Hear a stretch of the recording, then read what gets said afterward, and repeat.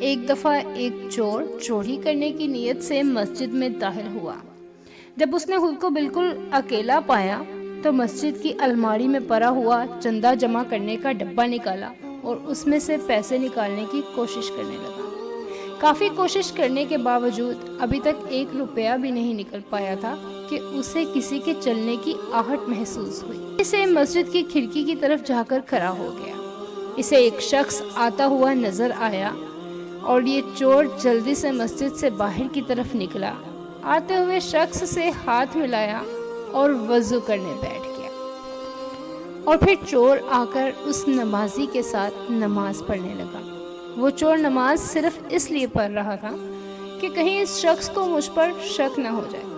نمازی نے نماز ختم کی اور باہر نکل گیا۔ چور نے بھی نماز ختم کی اور اس بات کی یقین دہانی کی کہ وہ شخص اب جا چکا ہے، تو چور واپس آیا۔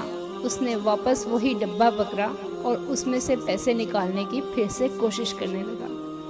اس دفعہ چور کامیاب ہو گیا۔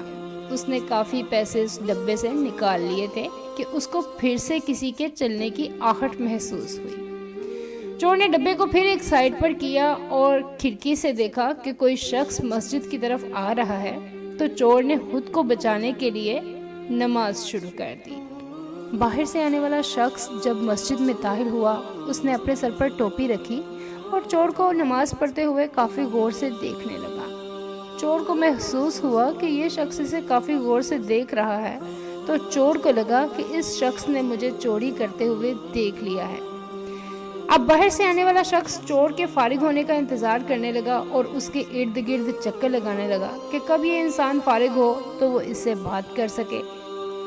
چور کو اندازہ ہو گیا کہ یہ شخص میرے فارغ ہونے کا انتظار کر رہا ہے۔ اسی اثنا میں چور نماز ختم کرتا اور اس کے ساتھ ہی اگلی نماز کی نیت کرتا اور پھر سے نوافل ادا کرنے لگتا۔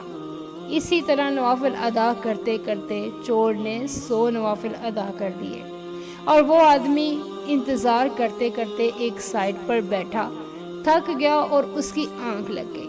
جب چور نے محسوس کیا کہ وہ آدمی اب سو گیا ہے، چور نے اپنی نماز ختم کی اور چپکے سے مسجد سے باہر نکلنے لگا۔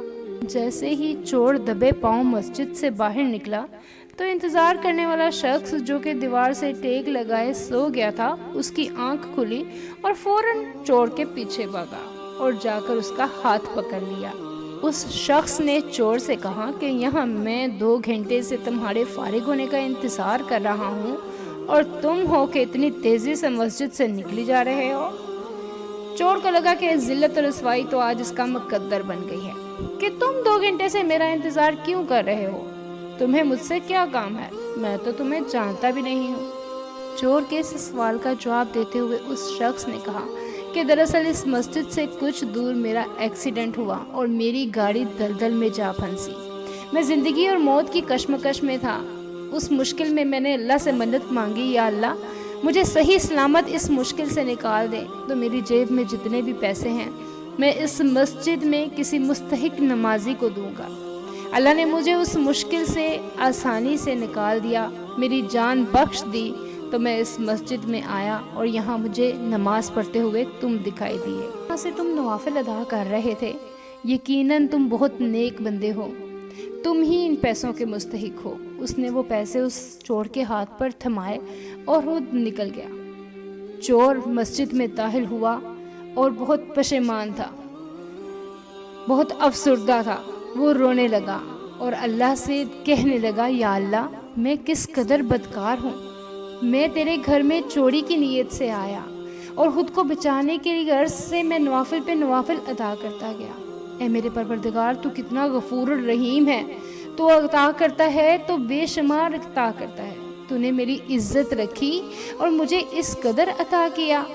بس اس چور نے واپس وہ ڈبہ نکالا اور اس ڈبے سے نکالے ہوئے پیسے واپس ڈالے اور اس شخص کے دیے ہوئے پیسے بھی اس ڈبے میں ڈالے اور معافی کے لیے اللہ کے سامنے سجدے میں گر گیا۔ ناظرین، ویڈیو پسند آنے پر ویڈیو کو لائک کیجیے اور چینل کو سبسکرائب کیجیے۔ بہت شکریہ۔